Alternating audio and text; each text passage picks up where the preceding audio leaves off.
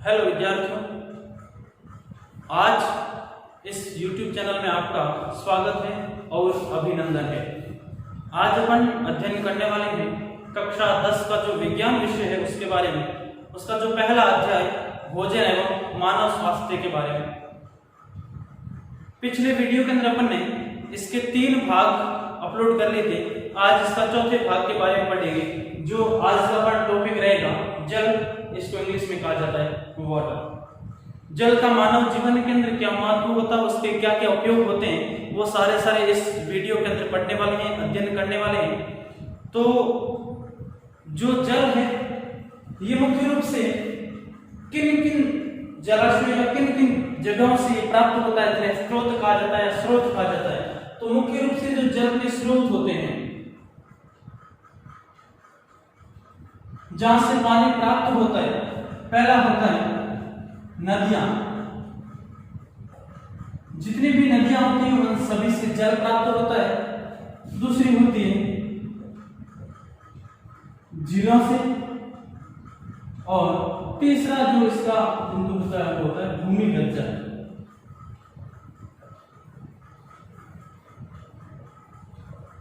भूमिगत जल।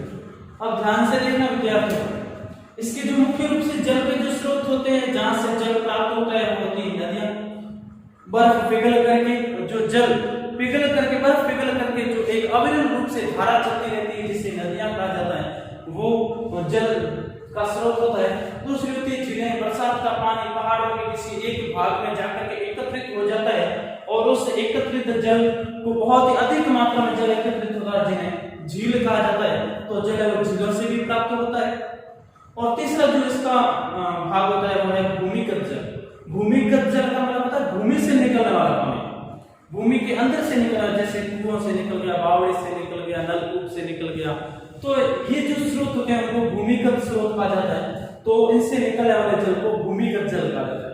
तो मुख्य रूप से जल के स्रोतों के अंदर नदियों से जल प्राप्त होता है, झीलों से, और भूमिगत जल प्राप्त होता है। तो इसका मुख्य रूप से दूसरा जो अपन बिंदु पढ़ने वाले इसके उपयोग।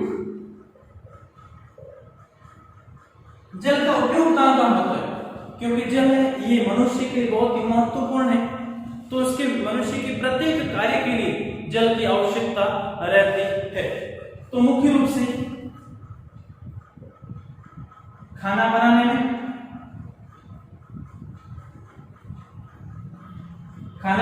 भी जल का बहुत ही प्रचुर मात्रा के अंदर इसका प्रयोग किया जाता है, बहुत ही ज्यादा मात्रा में इसका प्रयोग किया जाता है। दूसरा होता है कपड़े धोने में,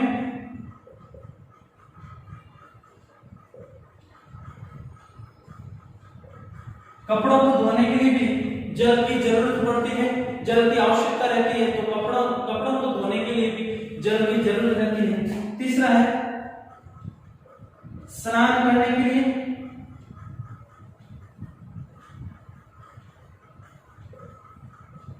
स्नान करने में जल का प्रयोग किया जाता है।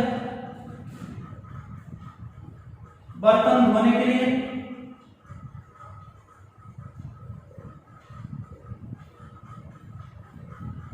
बर्तन धोने में भी जल का बहुत ही अधिक मात्रा में प्रयोग किया जाता है। अगला खेतों में,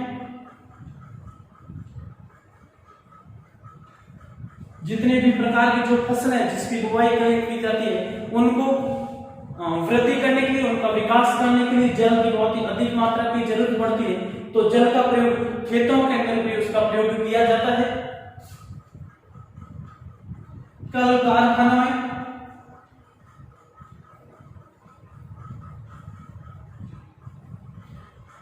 जितनी भी प्रकार की फैक्ट्रियां होती है, उन सभी फैक्ट्रियों के अंदर विलायक के रूप में एक जल का प्रयोग किया जाता है। और अंतिम जो इसका प्रयोग होता है वो होता है पशुओं को नहलाने में।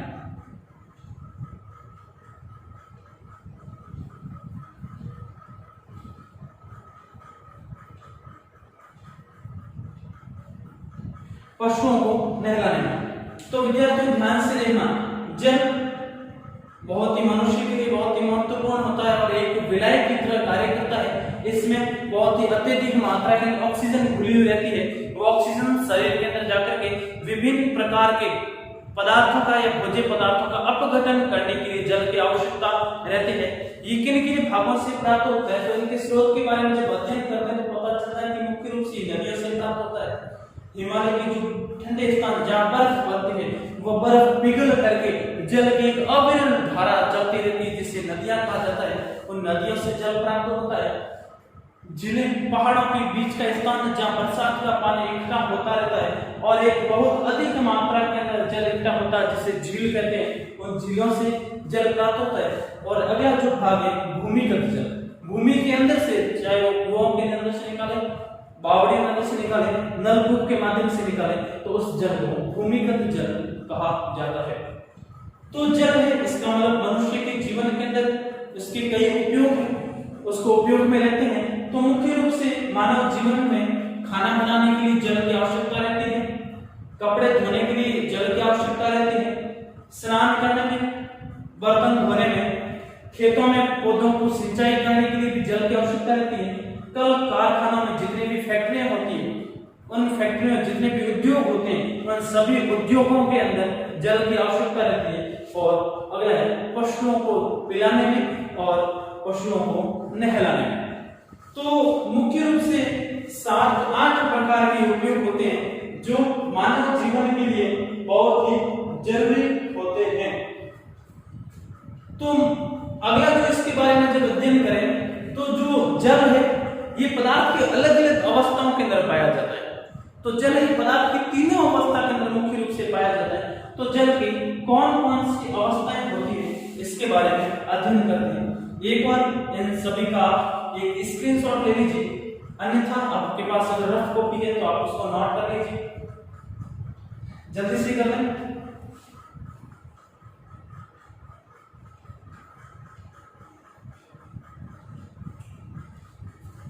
अभी पढ़ते हैं अपन जल की कितने प्रकार की अवस्थाओं के अंदर जल पाया जाता है। तो जल की अवस्थाओं के बारे में अध्ययन करते हैं।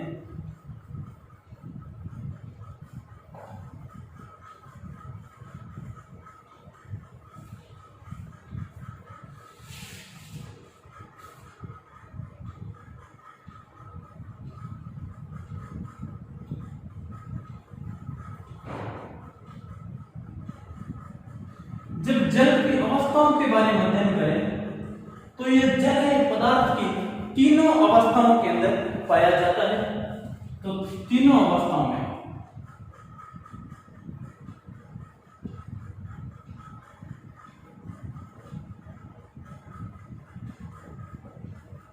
अब पदार्थ की तीनों अवस्थाएं कौन कौन सी? तो पदार्थ की तीनों अवस्थाएं मुख्य रूप से पदार्थ की 3 अवस्थाएं पाई जाती हैं, ठोस, द्रव और गैस। जब जल होता है, जल को 0 डिग्री सेंटीग्रेड से भी नीचे जब उसको ठंडा किया जाता है तो वो उसके जो अणु होते हैं पास पास आ जाते हैं और पास पास आकर के कठोर रूप जम जाते हैं जिसे बर्फ कहा जाता है। तो ठोस अवस्था के अंदर वो पानी है वो बर्फ के अंदर परिवर्तित हो जाएगा। द्रव है, जब जल की जो सामान्य अवस्था होती है तो सामान्य अवस्था को द्रव कहा जाता है। और जब जल को 100 डिग्री सेंटीग्रेड से भी जब ज्यादा गर्म किया जाता है तो वो भाप बन करके वातावरण के अंदर उड़ जाता है, जिसे गैसीय अवस्था भी कहा जाता है, जिसके अंदर वो भाप के अंदर परिवर्तित हो जाता है। तो आप देखेंगे तो जो पदार्थ की तीनों अवस्थाओं के अंदर जल पाया जाता है। जल को जब ठंडा करेंगे तो बर्फ बन जाएगी, जल को जब गर्म करेंगे तो भाप के अंदर परिवर्तित हो जाएगी। तो मुख्य रूप से पदार्थ की तीनों अवस्थाओं के अंदर ये जल पाया जाता है। जल का जो मुख्य रूप से रासायनिक सूत्र होता है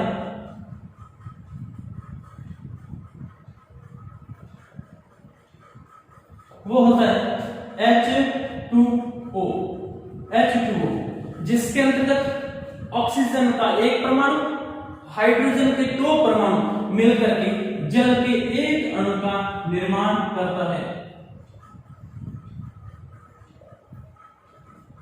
ध्यान से देखना, एक परमाणु ऑक्सीजन का और 2 परमाणु हाइड्रोजन के कुल मिलाकर के अणु जल का निर्माण करते हैं। ये जो जल का रासायनिक सूत्र है H2O, और ये पदार्थ की तीनों अवस्थाओं के अंदर पाया जाता है। ठोस के अंदर भी होता है, द्रव के अंदर भी पाया जाता है, और पदार्थ की तीसरी अवस्था गैसीय अवस्था के अंदर भी जल पाया जाता है। अब इसके बारे में जब आगे अध्ययन करते हैं तो मुख्य रूप से इसके अंदर जो अगला टॉपिक आता है वो आता है पीने योग्य जल के क्या क्या गुण होते हैं। तो पीने योग्य जल के गुण के बारे में अध्ययन करते हैं। एक बार इसको नोट कर लीजिए, ये स्क्रीनशॉट ले लीजिए इसका।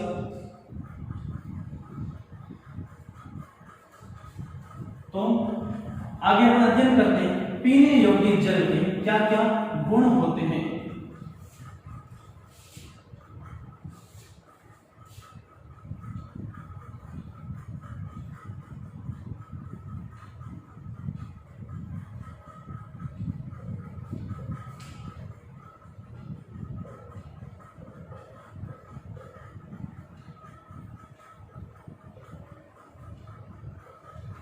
पीने योग्य जल, अब जल है मनुष्य की पीने के लिए भी उपयोग किया जाता है, क्योंकि इसके अंदर उपस्थित ऑक्सीजन शरीर के अंदर जाकर के विभिन्न पदार्थों का अपघटन करके शरीर को ऊर्जा प्रदान करने का कार्य करते हैं। तो पीने योग्य जल का क्या क्या गुण होते हैं, जब इसके गुणों के बारे में जब अपन अध्ययन करें तो जल के अंदर पहला जो इसका गुण है वह है जल में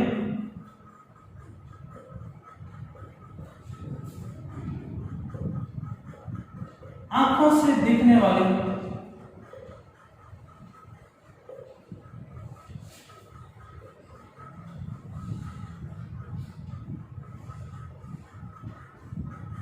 वनस्पति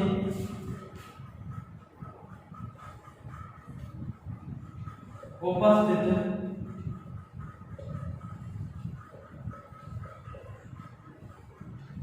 नहीं होनी चाहिए।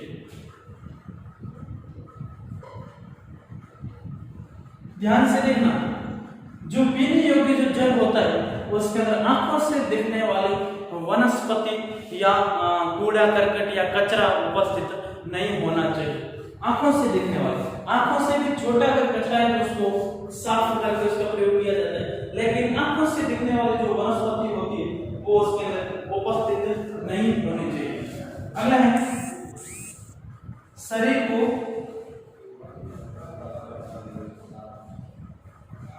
नुकसान पहुंचाने वाला,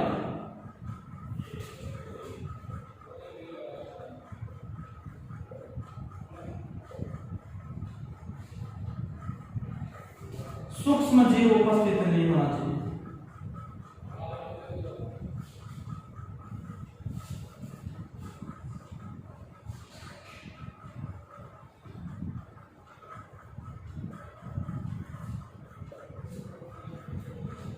शरीर को नुकसान पहुंचाना है ऐसे सूक्ष्म जीव। अब सूक्ष्म जीव के बारे में जब अध्ययन करेंगे, सूक्ष्म का मतलब होता है बहुत छोटा, और जीव का मतलब जीव ऐसा जीव जो बहुत ही छोटा होता है और जिन्हें नग्न आंखों से दिखाई नहीं देता है या देख नहीं सकते, और इनको देखने के लिए एक विशेष प्रकार का यंत्र का प्रयोग किया जाता है जिसे माइक्रोस्कोप या सूक्ष्मदर्शी यंत्र कहा जाता है। उसी सूक्ष्मदर्शी यंत्र के माध्यम से इस सूक्ष्म जीवों को देख सकते हैं। ये नग्न आंखों से दिखाई नहीं देते, इसलिए जो ऐसे सूक्ष्म जीव होते हैं जो शरीर को नुकसान पहुंचाते हैं, हानि पहुंचाते हैं, तो शरीर को नुकसान पहुंचाने वाले सूक्ष्म जीव इस जल के अंदर उपस्थित नहीं होना चाहिए, वो ही जल पीने योग्य होता है। अगला है इसका जो पीएच मान है, जल का पीएच मान 7 होना चाहिए।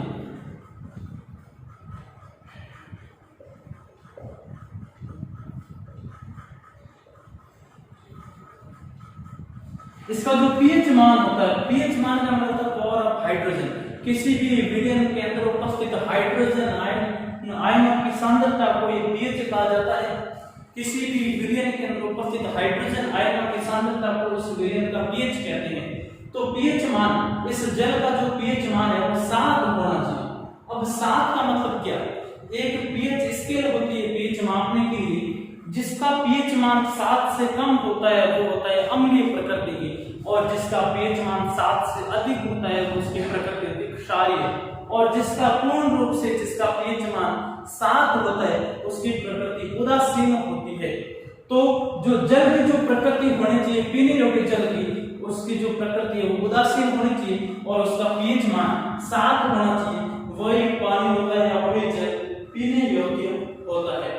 अगला जो इसके बारे में अध्ययन करें तो इसके अंदर पर्याप्त मात्रा में ऑक्सीजन घुली होनी चाहिए।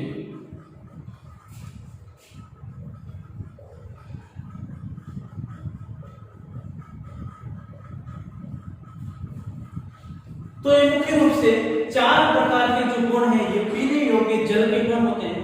जो अपन जल पी सकते हैं उसको पीने योग्य कहा जाता है, और पीने योग्य जल के कुछ गुण हैं तो इसके बारे में ध्यान से सुनना, ध्यान से समझना। पर्याप्त मात्रा के अंदर उसमें ऑक्सीजन घुली होनी चाहिए, क्योंकि जल तो जल के अंदर ऑक्सीजन होनी जरूरी है। ये ऑक्सीजन शरीर को ऊर्जा प्रदान करने में और थकान को दूर करने में सहायता करता है, मदद करते हैं। और इसका जो पीएच मान है वो 7 होना चाहिए, उदासीन होना चाहिए। जल के अंदर आंखों से दिखने वाली जो वनस्पति होती है वो उसके अंदर उपस्थित नहीं होनी चाहिए, एकदम पानी साफ होना चाहिए। और शरीर को नुकसान पहुंचाने वाले जो सूक्ष्म जीव होते हैं वो सूक्ष्म जीव उपस्थित नहीं होने चाहिए। एक बार इसका स्क्रीनशॉट ले लीजिए, अन्यथा आप कॉपी कर इसको नोट कर लीजिए, जल्दी करें।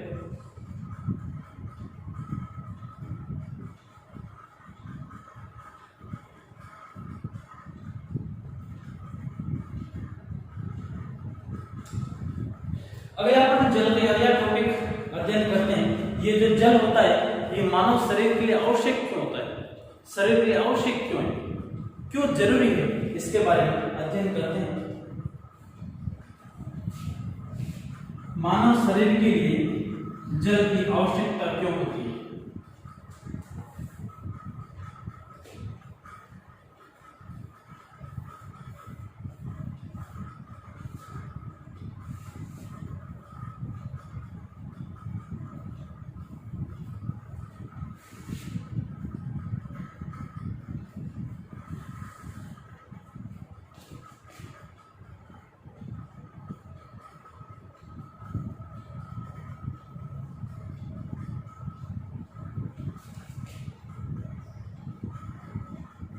जल की आवश्यकता क्यों।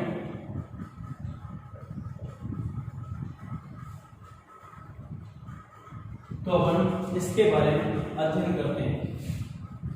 जो मुख्य रूप से जो जल की शरीर के लिए बहुत ही जरूरी होती है, आवश्यकता होती है, वो आवश्यकता होती है शरीर के अंदर जितनी भी उपापचय क्रियाएं होती है उन सभी उपापचय क्रियाएं इस जल के द्वारा ही संपन्न होती है। तो देखिए शरीर की उपापचय क्रियाओं को करने के लिए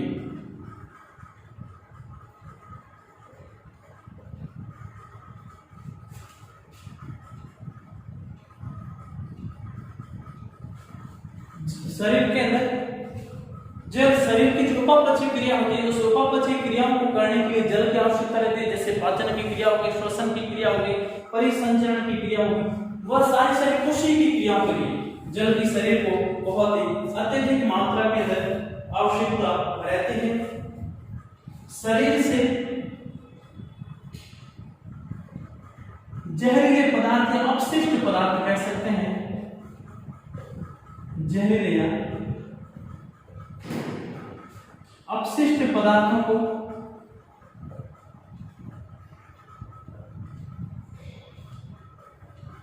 बाहर निकालने में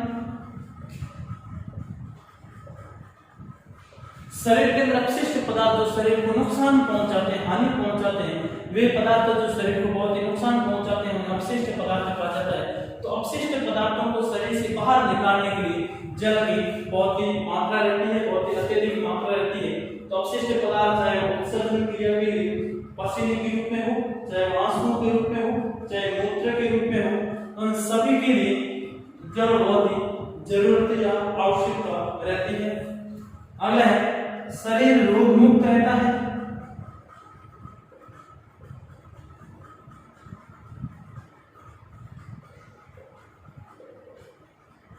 जब ज्यादा मात्रा में जल का सेवन करते हैं तो शरीर के अंदर एंटीबायोटिक कैपेसिटी होती है या प्रतिरोधक क्षमता होती है वो भी बढ़ती है, जिससे शरीर के अंदर आक्रमण करने वाले जितने भी वायरस, विषाणु या जीवाणु वगैरह होते हैं उनसे शरीर मुक्त रहता है और रोग मुक्त रहता है।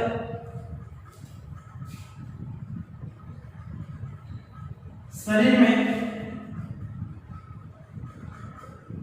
तंदुरुस्ती बनी रहती है।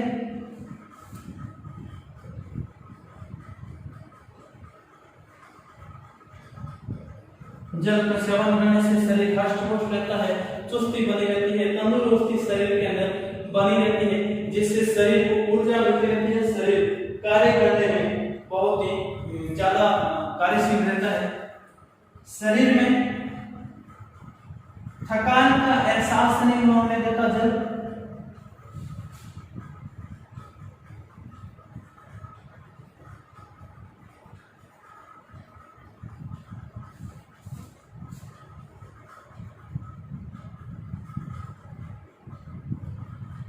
खेतों के अंदर काम करते करते जब मनुष्य थक जाता है तो पानी की आवश्यकता रहती है। जब पानी पीता तो शरीर के अंदर थकान मिट जाती है। तो जल का सेवन करने से शरीर के अंदर थकान का एहसास नहीं होता है। थकान नहीं होगी तो उसकी जो कार्य क्षमता है वो बढ़ जाती है। स्क्रीनशॉट ले लीजिए एक बार इसका।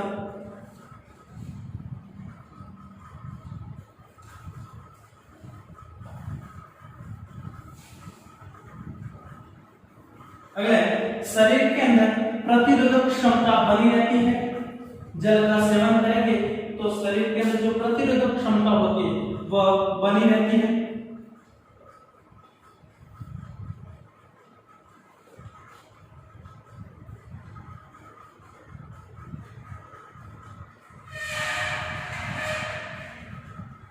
शरीर स्वस्थ रहता है।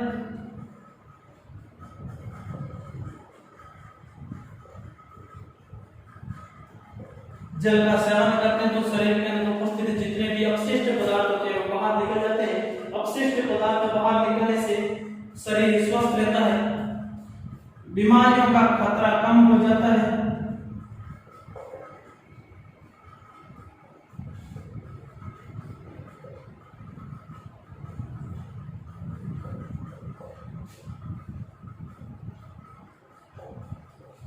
जब शरीर के अंदर जल का सेवन करें तो उसकी एंटीबायोटिक कैपेसिटी होती है, प्रतिरोधक क्षमता बढ़ेगी। प्रतिरोधक क्षमता बढ़ेगी तो शरीर के अंदर बीमारियों का खतरा अपने आप कम हो जाएगा। तो जल से बीमारियों का खतरा भी कम हो जाता है। शरीर के अंदर अनावश्यक रूप से वसा का ज्यादा सेवन करने से अनावश्यक रूप से जो चर्बी जमती है वह चर्बी का जमाव नहीं होगा।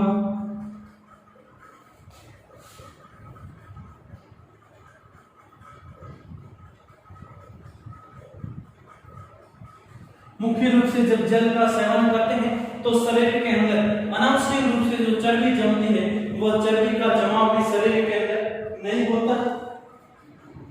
अगला है, इसके शरीर के अंदर जो एलर्जी उत्पन्न होती है, एलर्जी की संभावना कम हो जाती है।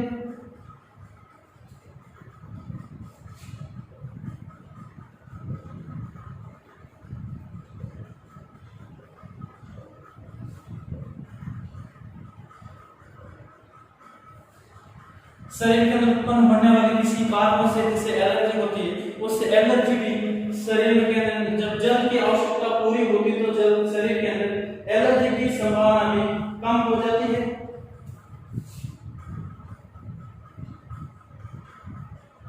पथरी की संभावना कम रहती है।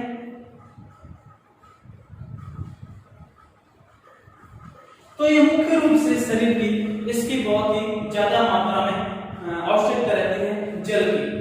तो जब इसके फिर से इसकी आवश्यकता के बारे में पढ़े तो मुख्य रूप से जो पहले आवश्यकता थी शरीर के अंदर उपापचय क्रियाओं को करने के लिए जल की आवश्यकता रहती है।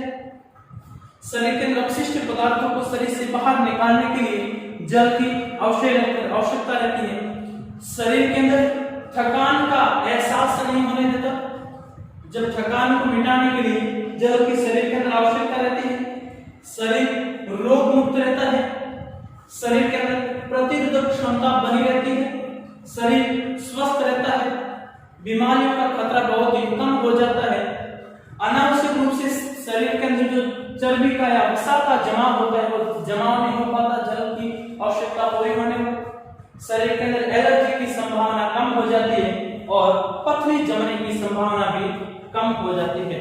अगले वीडियो के अंदर अपन अध्ययन करेंगे दूषित जल से शरीर के अंदर क्या क्या दुष्प्रभाव होते हैं, तो दूषित जल के दुष्प्रभाव के बारे में अगले वीडियो के अंदर अध्ययन करेंगे। थैंक्स।